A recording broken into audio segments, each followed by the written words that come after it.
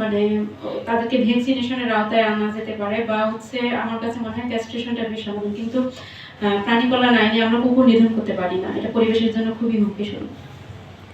নিধনের প্রয়োজন নাই, তাদের মানে বংশবৃদ্ধিটা রোধ করার হ্যাঁ হ্যাঁ, ওইটাই আমরা হচ্ছে যে ডোজগুলো আছে আপনাদের কাছে? ওটা ডোজ না, ওটা হচ্ছে পার্সোনাল। প্রত্যেকটা মেল কুকুরকে ধরে যদি ক্যাস্ট্রেশন করা হয় তাহলে সেক্ষেত্রে বংশবৃদ্ধিটা হবে না। হ্যাঁ, সেটা কি আপনার মানে ওইটা আছে কিনা, মানে যে ক্যাস্ট্রেশন তো আমরা করাতে পারবো, কিন্তু ওটা তো ওনাদেরকে নিয়ে আসতে হবে স্যার। আচ্ছা, মানে এখানে যেটা বোঝা যাচ্ছে যে যেহেতু এটা একটু কর্মযজ্ঞের বিষয় আর কি, একটু প্ল্যান করতে হবে যে কিভাবে কারা করবে, বা ওনারা যেহেতু উদ্যোগী হয়ে আমাদের কাছে এসেছিলেন, ওনারাও হেল্প করতে পারেন আমাদেরকে। আচ্ছা ঠিক আছে, আমি এটা লাইভস্টক মহোদয়ের সাথে একটু কথা বলি। কিন্তু আমাদের তো অফিসে ভ্যাকসিন ওইভাবে সরবরাহ করা হয় না, যার কারণে আমরা এটা দিতে পারি না। আচ্ছা, এই বিষয়টা নিয়ে আমি একটু সমন্বয় সবাই কথা বলবো, এটা একটা বিষয় কথা।